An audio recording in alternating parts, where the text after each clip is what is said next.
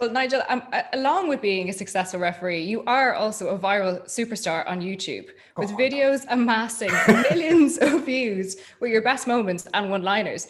So do you ever watch these videos? No, I don't watch them, but when I do a lot of speaking and stuff, and when I speak in some things, they sometimes play the video before when they introduce you, or it'll come up on your Twitter feed sometimes. And, I come off a game sometimes, and then my mates will text, or I'll see it on Twitter, or people will say, oh, what you said today was brilliant, so funny, it's gone viral. And I go, what the hell did I say today? And then when I look at it, I think, oh, do people really think that's so funny? So, I just look, I'm just myself on the field. I was on stage in my local workingmen's club at 13 years of age doing stand-up comedy. So, humor has been a huge part of my upbringing, my father, my family around us, and it's a huge part of the community where I was brought up in on a council estate in rural West Wales. So it's who I am, and when I'm on that field, I don't say it to be disrespectful to anybody or nothing like that. I just say it as it is, and that's exactly what happened out in that game in Thornton Park between Munster and Benetton Treviso. Where I hadn't refereed Benetton for about 4 or 5 years. And then I refereed against Munster, and Tobias Bottas, the scrum half, was playing for them that day. And obviously I'd never refereed him. And about 5-10 minutes in the game now, and he's starting to chirp away and complaining to me and waving his arms about decisions. And I just thought to myself, what the hell is this guy now then? I don't think I've refereed this guy before, because if I had, he wouldn't be chipping away like this. And I thought, if he chips away again now, he's going to have it. So anyway, about 10 minutes later, he chips away again and complains and goes like this. And I said, right. I said, but blew the whistle. I said, hang on now. I said, I don't think we met before. And that's exactly where that came from, because a couple of minutes later, I was thinking, I don't think I've refereed this guy before, or he wouldn't be behaving like this. I said, I don't think we met before. Look, if you want to, the law is quite clear, that's a turn of a maul. That's completely legal. If you want to behave like this, then, go and play another game. This is not soccer. So, and I just said it as it was, and then obviously it went viral. They made t-shirts out of it. And that's probably what I'll be very sad, mind. When you'll be remembered for one thing in all your career of 32 years of refereeing, it'll probably be because of This Is Not Soccer. And that's where it came from. I just said it as it was. So, but I don't, I'm quite aware of them. I've seen the videos when people post them and stuff like this, or they playing when you're embarrassed before you get up and speak in a dinner or something. But I certainly don't sit down and watch them. No. People in football must hate you, Nigel, because you've done that before as well with a certain player for Scotland. Do you remember that one? Oh, off in Newcastle in the World Cup. Remember that? Where Hoggy took... They're not funny enough, Ryan. John Hoggy's old man, run touch for me in one of my first ever games in the old Celtic League. It was the Borderers against Connaught up in the Borderers, and it was a New Year's Eve game because a couple of my mates went up to Edinburgh that weekend or that couple of days, and we stayed over there for Hogmanay. And Hoggy's old man actually run touch for me in that game. And Hoggy was there with him as a kid. So every time I see him now, I go, how's your old man? He says, yes, he's good. And of course he took a bit of dive in that game, didn't he? He tried to milk a penalty, and anyway, I wasn't having it. So we were playing in Newcastle in the football grounds. So I just said, look, if you want to behave like that, then come back here in 2 weeks and play.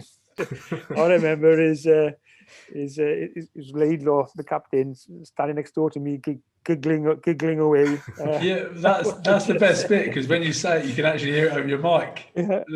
Greg's little chuckle. Yeah. But that's what I mean with the common sense side of things, and having that shit with the players. Whereas some referees would straight over to Hoggy and have a crack at him, but you could see he'd been an absolute twat about it. And you made him feel like even more of a twat by doing that. So it was like, here's your medicine, take it. I refereed one game and he was going to say or do something. And he realized and he went, no, I'm not going to do it. And then he went back he went. Nigel, have you ever, after you've come out with a one-liner, have you ever just gone, oh yeah, that was good? Is there anything that's do you have a favorite one-liner that you've come out with in the past?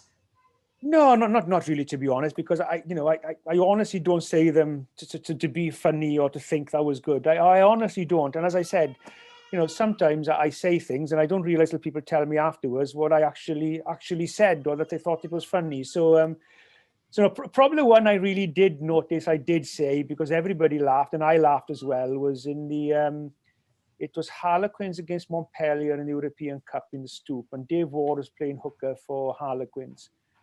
And he chucked the ball into the line out, and it was the worst throw-in I've ever seen. I think anybody's seen it. Pretty much landed in the scrum half's hands. That's how bad it was. It was that crooked. And everybody sort of just went, oh my God. People were sort of thinking, he went a bit red because it was such a bad throw-in. Everybody was going, wanting to sort of laugh and thinking, oh, it was that bad, we can't. And then I just blew up and gave a scrum. And when he came, he didn't know where to look. He just went all red. And I just said to him, I said, oh, I'm straighter than that one. he smiled, everybody laughed, and then it just broke the ice. And that's, I did say to I just sort of thought to myself then, I just sort of giggled to myself because we were all laughing about it, really, So that's probably the only time where I've actually had a little grin myself, because everybody's laughing as well as me as well at that situation, really. You've officiated Israel Filet on countless occasions. And at one point you even stated that he was the best fullback in the world for a number of years. But what was your reaction to his behaviour and his public statements over the last few years? Disappointed, because when you are in that position that he is, he has a huge influence on people, particularly young people who look up to him. And obviously then when he uses a platform like that, it has a huge reach. And although I can respect his choice to have that opinion because of his deep religious beliefs, although I don't agree with that opinion, at least he was somebody that was not hiding behind a fake account spreading hate. It was him saying it as it was, which, I don't agree with. And I don't think you should be using a platform to spread any hate whatsoever. So that isn't acceptable. So even though he's entitled to those views, it also comes an accountability and responsibility as well, which I felt they dealt with in the correct way. So I was hugely disappointed about that. And I would have liked to sit down with him, have a conversation and try to get him to understand just what we mentioned earlier about, look, these religious beliefs you're following are from, thousands and thousands of years ago. And also as well, you have to understand that out of those 8 or 9 things the 8 things he said that, you were going to go to hell for, only one of those you didn't have a choice. And that was your sexuality. There are many, many things in life we can choose. You can choose where you live, where you work, what sport you play, what your values, your moral compass is.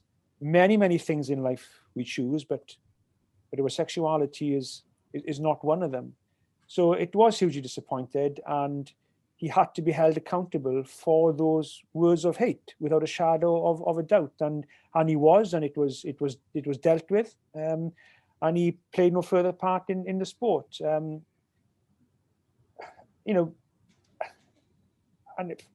if he was to go back to play the sport of rugby without actually acknowledging that, what he said was not appropriate, was wrong to say in a position of influence like he is, then I would be very, very disappointed with any club or country that allows him to play the sport again. Mm-hmm. Because even though I can accept, okay, that's his beliefs, that's his opinions, that there is no place to spread those beliefs in a hateful way like he did. And to me, that was totally unacceptable. And that was very disappointing for me. If he was to say, come back, look, I have my own beliefs. I apologize for using my platform to spread hate. I won't be doing it again. And, I won't be spreading any more hate on my platform. Then you can say, right, okay, at least he's said to everybody know that his actions were wrong. But, that hasn't even happened. He hasn't acknowledged that, which is disappointing as well.